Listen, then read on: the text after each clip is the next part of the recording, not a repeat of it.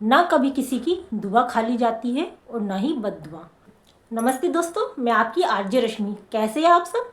आशा करती हूँ कि आप सब सकुशल होंगे। दोस्तों, कहते हैं कि कभी किसी की बद्दुआ नहीं लेनी चाहिए, क्योंकि बद्दुआ कभी भी पीछा नहीं छोड़ती। हमें हमेशा अच्छे कर्म करने चाहिए, ऐसा काम करना चाहिए कि किसी का भी दिल ना दुखे और कोई हमें कोसे ना। दोस्तों, इसी विषय में मैं आपको एक छोटी सी कहानी सुनाऊंगी। दोस्तों, वास्तव में जो कहानी होती है वो हमारे जीवन का ही प्रतिबिंब होती है, जो हमें सही रास्ता दिखाती है। तो एक बहुत छोटी सी कहानी लेकर आई हूँ आप सभी के लिए। आशा करती हूँ कि आपको पसंद आएगी। ये कहानी है एक सेठ जी की।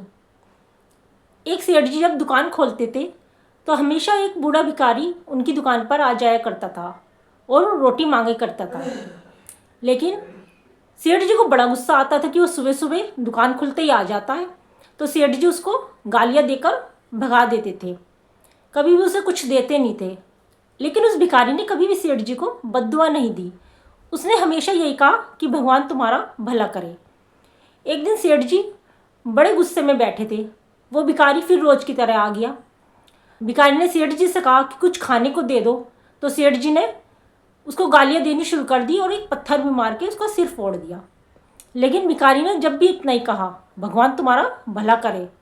अब सेठ जी को लगा कि भाई मैंने अपना सारा गुस्सा इस पे उतार दिया, इसका सिर भी फोड़ दिया, फिर भी ये मुझे दुआ दे रहा है। आखिर ऐसी क्या बात है? सेठ जी ने सोचा चलो इसके पीछे जाके देखा जाए कि आखिर ये जाता कहाँ है। तो सेठ जी उसके पीछे पीछे चल दिए। वो भिखारी कई घरों में गया, सबसे उसने कुछ खाने के लिए मांगा, लेकिन कहीं से उसे कुछ नहीं मिला, सिर्फ एक आधी सूखी रोटी मिली। अब वो धीरे धीरे चलता हुआ एक सुनसान गली में घुस गया। सेठ जी भी उसके पीछे पीछे चलते रहे। तो एक टूटी फूटी झोपड़ी में जाके वो भिखारी रुक गया और अंदर जाके उसने दरवाजा बंद कर लिया। तो सेठ जी ने खिड़की से झाँक कर देखा तो देखा एक टूटी फूटी चारपाई पे एक बूढ़ी माई लेटी हुई थी। तो और वो बूढ़ी माई कोई और नहीं, उस बूढ़े भिखारी की ही पत्नी थी। तो उस बूढ़े भिखारी को देखकर वो बोली, आ गए आप? आज बहुत देर कर दी। उसने कहा, क्या आज भी कुछ खाने को नहीं मिला? भिखारी बोला, नहीं, बस ये आधी सूखी रोटी मिली है। लेकिन दोनों ने उसे ही मिल बांट के प्रेम से खा लिया और पानी पीकर बैठ गए और बातें करने लगी। सेठ जी बाहर खड़े हुए सब देख रहे थे। जब बूढ़ी माई की नज़र भिखारी के सिर पर गई तो उनने देखा कि उसके तो सिर में चोट लगी हुई है और खून भी बह रहा है। बूढ़ी माई ने पूछा कि आपको आज किसने मारा? तो भिखारी बोला, ये सब हमारे कर्मों का ही नतीजा है। याद है तुम्हें कभी हम पर कितना पैसा हुआ करता था, लेकिन हमने कभी दान नहीं किया, किसी की बूढ़े असहाय की मदद नहीं की। कोई हमारे दरवाजे पे आता था तो हम उसे भगा देते थे। याद है तुम्हें वो अंधा भिखारी, कैसे हमने उसे गंदी गंदी गाली देकर और मार पीट के भगा दिया था। कभी उसे हमने खाने के लिए कुछ नहीं दिया और एक दिन तो उसको हमने गंदे नाले में भी धकेल दिया था। तो उस अंधे भिखारी ने हमें बद्दुआ दी थी कि जैसा आज मेरा हाल है कल तुम्हारा भी वैसा ही होगा। तो उसकी ही बद्दुआ हमें ले डूबी।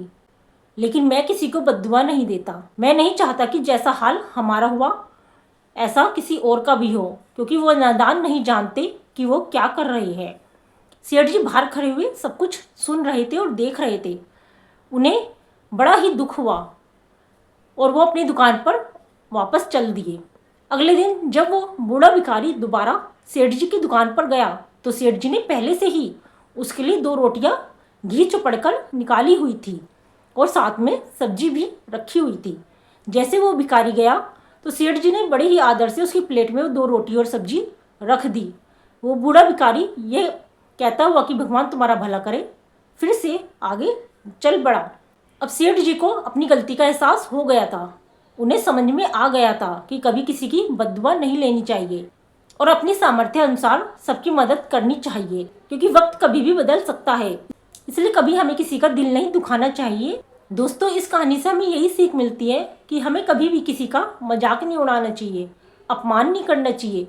अगर कोई हमारे दरवाजे पे मांगने आया है तो उसे अपने सामर्थ्य के अनुसार कुछ ना कुछ खाने के लिए जरूर देना चाहिए, क्योंकि भगवान भी उनकी ही मदद करता है जो असहायों की, गरीबों की, लाचारों की मदद करते हैं। दोस्तों, वास्तव में दीन दुखियों की सेवा करना ही असली धर्म है।